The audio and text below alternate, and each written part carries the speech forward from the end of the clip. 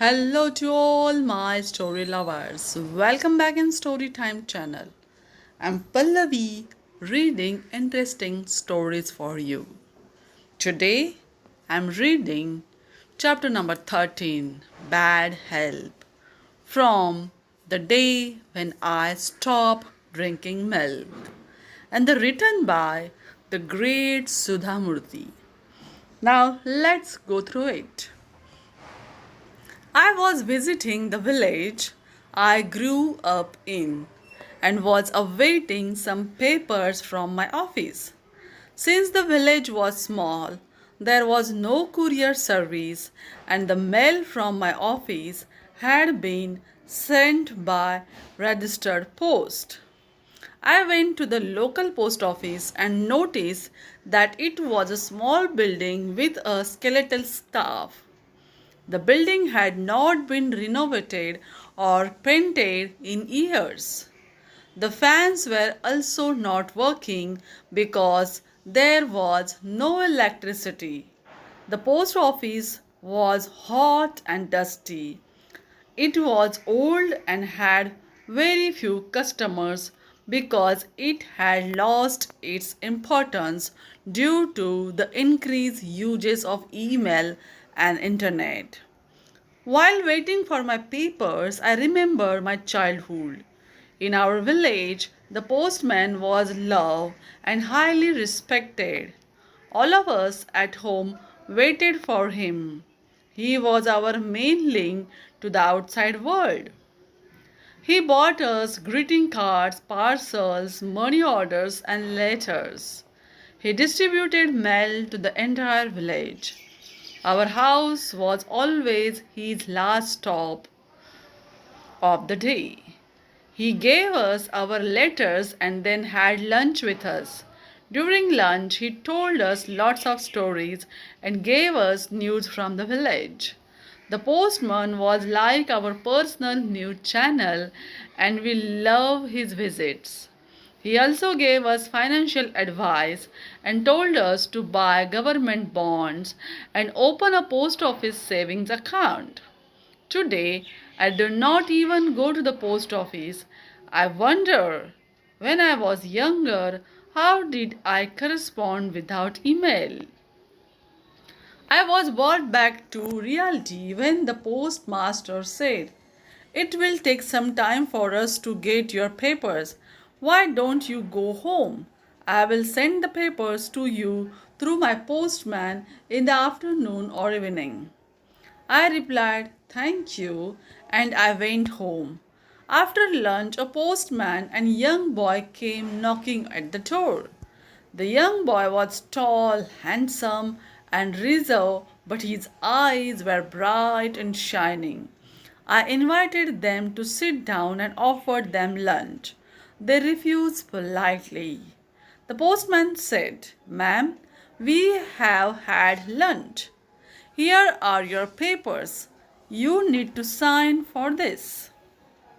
But I signed the document, and without looking up, I asked him, "What is it?" He said, "Meet my son Satish. He is very intelligent. He had just finished his 12th class with excellent marks. He had got admission in a prestigious engineering college called Bates Pilani." And he stopped.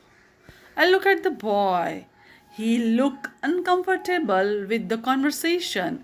His father continued, "Ma'am, I cannot afford his expenses at Pilani. I have never gone out of Karnataka. In fact, I have never even gone out of Dharwad district. He is my only child. I want him to be educated. You are from our village and you have seen the outside world. Is there any way you can help my boy study at Bates Pilani? With my salary, I can send him to the local engineering college, but Satish is very keen to go outside." As a trustee of the foundation, I immediately understood his situation. We come across many intelligent children who have high ambitions, but an economically poor backward. Most times we help these children partially, and sometimes we completely cover their educational expenses. This was one such case. In a big city like Bangalore, there are many job opportunities, but in a small village, a postman only depends on his salary. I liked the boy and asked him for his marks card and admission letters. He was well prepared before he came to see me and show me all the documents. While browsing through the documents, I noticed that he had an interesting last name. When I asked him about it, Satish said, I have taken my last name from the name of my village.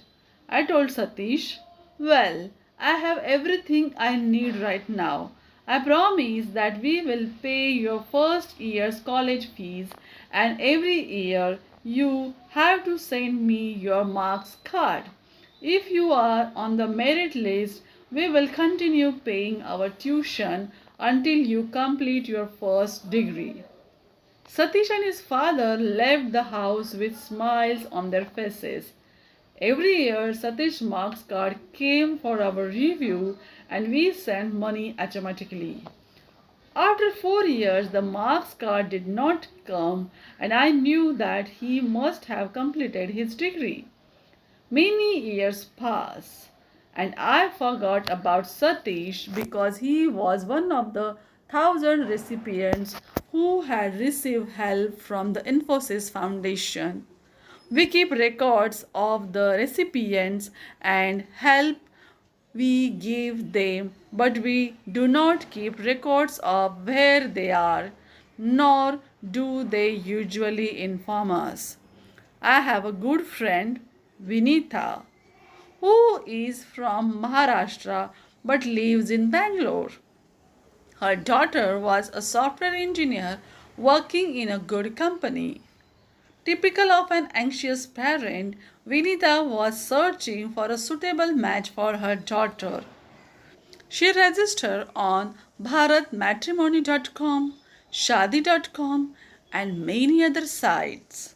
She also requested me to tell her if I knew someone suitable.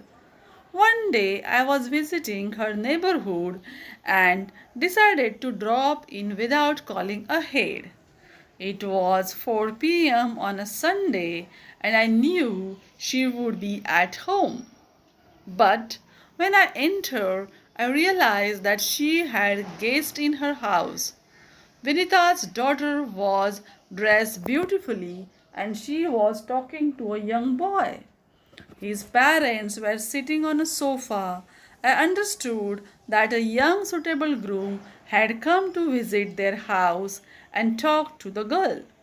I told Vinitha, I'm sorry, I should have called. I will come some other time. But Vinitha did not let me go. She said, it doesn't matter. You are just like family. Come, sit down and join us. So I did. I looked at the boy's parents. They were fat and took up most of the large sofa. The father was in an expensive safari suit and wore a thick gold chain around his neck and sported a large gold ring. The mother had draped a very pricey Kanjivaram sari around herself and almost a quarter kilo of gold adorned her body. She wore a big bindi and plenty of flowers in her hairs. I noticed that her hair was decorated with a magina mel, a small jasmine bird garland done in gold. She wore diamond jumkis, dangling earrings which were not suitable for her age. The boy was tall and handsome. Despite the hot summer weather, he wore a costly suit, a gold kada, and a diamond ring. From where I was sitting, I noticed that the luxurious car was waiting outside for them. I realized that they were extremely rich. Compared to the boy and his family, Vinita's daughter herself was very simply dressed. Vinita introduced me. Sudha is my old friend from college. I folded my hands in namaskara, and even though they reciprocated, I noticed immediately that they were uncomfortable. Before she could introduce them to me, I got a business call and went outside to take it. It turned out to be a long call. By the time I returned, Vinita's guests were about to leave. The boy looked a bit pale. I smiled and said, I wish you all the best. They left in a hurry. Vinita and her daughter were happy. She said these people are very nice and come from good family. The boy is a senior manager in a good company and owns an apartment in Jayanagar. His only sister is a software engineer. She is married and lives in America. The boy and his parents came last week to our house and like our daughter. The boy wanted to come one more meeting. If all goes well, there may be an engagement as soon as next week.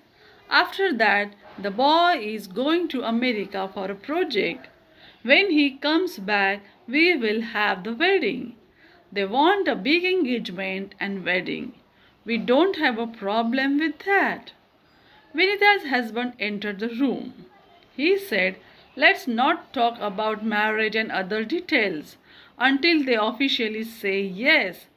If they do so, next Thursday is good day for the engagement. They all felt relaxed and nice about this matrimonial alliance. I said, sorry, I got a call when you were about to introduce them to me. Tell me about this boy and his family.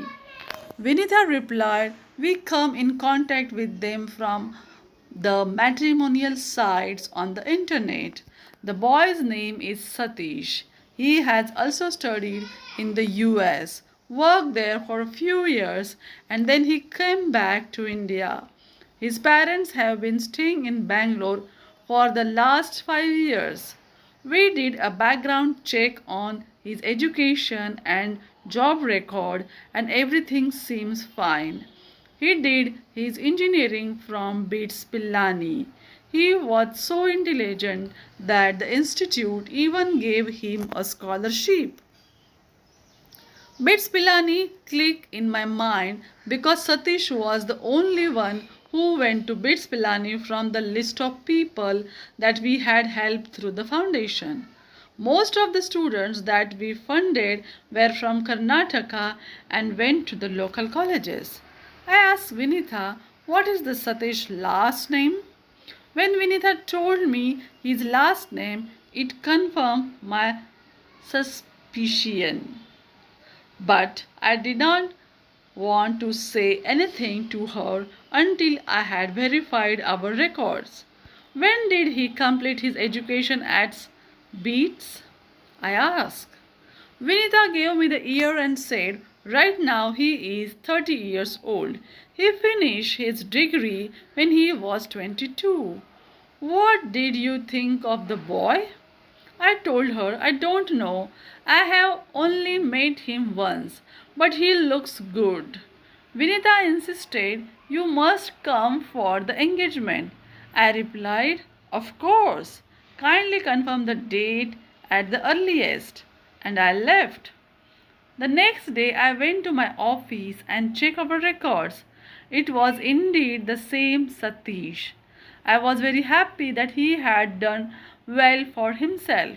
Now I understood why his parents wore so much gold and show off their wealth. It was because they came from a deprived background and had recently acquired wealth. So they went overboard buying things that they could never afford before. I pick up the phone to call Vinita and tell her I knew the family and that the boy was very intelligent. But something stopped me. I thought, why didn't they recognize me? Why didn't they even acknowledge me? At the foundation, we do not expect gratitude from everybody, but it is normal to at least expect some courtesy. As I work backwards, I realize what might have happened. Satish and his family may not have told Vinita's family about their background. They had probably also hidden the fact that Satish's father was once a postman. They wanted to show Vinita and her family that they had always been rich. I was not sure whether I should tell Vinita. There is nothing wrong in being poor.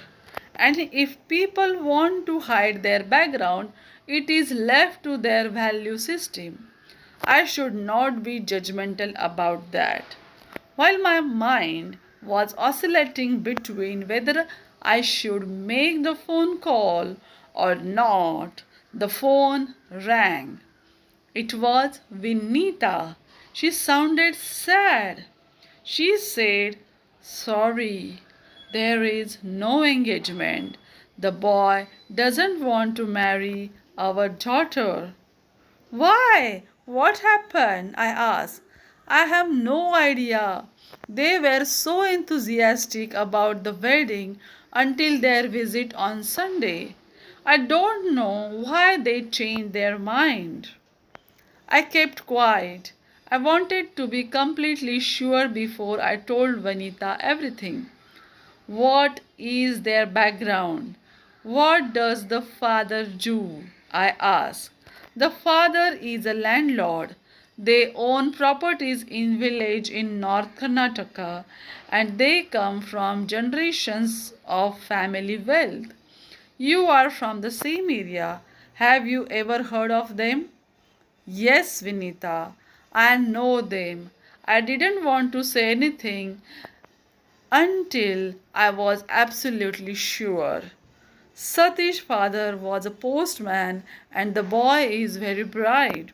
We help with Satish's education through the foundation, but he has accomplished everything on his own. They must have thought that I recognized them and would tell you the truth, so they back out of the engagement. That's my reading of the situation. I finished the call and kept sitting, busy with my thoughts. I had never thought that getting an economic need based scholarship would bring shame to Satish and his family. That was the reason he had refused to recognize me. For the first time in my life, I understood that if a person is not comfortable with the help given to him, it becomes a lifelong burden for him to carry. Do you like this story? Then tell me in the comment box and subscribe our channel.